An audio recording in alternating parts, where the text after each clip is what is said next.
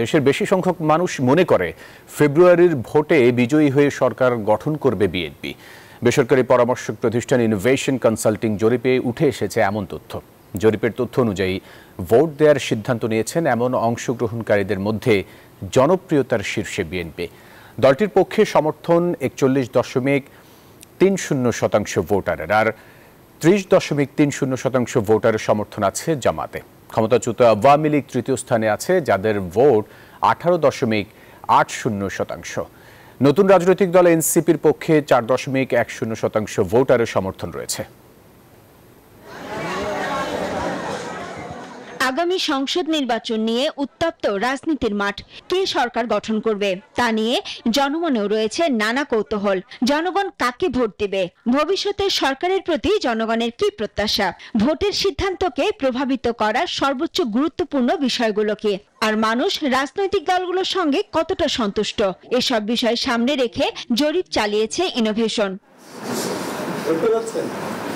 বুধবার রাজধানীর আগারগাঁয়ে এই জরিপের ফলাফল তুলে ধরে প্রতিষ্ঠানটি। ৮টি বিভাগের ৬৪টি জেলা থেকে ৯,০০০-এর বেশি পরিবারের ভোটারের উপর জরিপটি চালিয়েছে তারা। জরিপের তথ্য অনুযায়ী ভোট দেওয়ার সিদ্ধান্ত নিয়েছেন এমন অংশগ্রহণকারীদের মধ্যে জনপ্রিয়তার শীর্ষে রয়েছে বাংলাদেশ জাতীয়তাবাদী দল বিএনপি। বান্ডেল থাকলে প্রতি সেনমানিতে টাকা বাঁচবে। বিকাশ সেনমানি বান্ডেল কিনে জিতুন প্রতি লেনদেনে। দলটির পক্ষে সমর্থন জানিয়েছেন 41.30% ভোটার, আর 30.30% ভোটারের সমর্থন আছে জামায়াতে। ক্ষমতাচ্যুত আওয়ামী লীগ তৃতীয় স্থানে আছে, যাদের ভোট 18.80%। নতুন রাজনৈতিক দল এনসিপির পক্ষে 4.10% ভোটারের সমর্থন রয়েছে।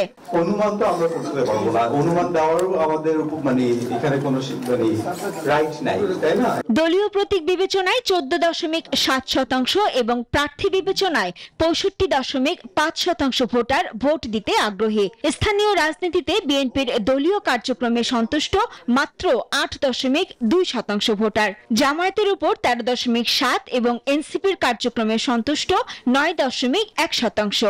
আগের যে পোলগুলো ছিল যে আওয়ামী লীগ এত শতাংশ ভোট পায়, বিএনপি এত শতাংশ ভোট পায়, আমি কখনো ভোট দেইনি, সুতরাং আপনি জানেন না আমি কাকে ভোট দেব।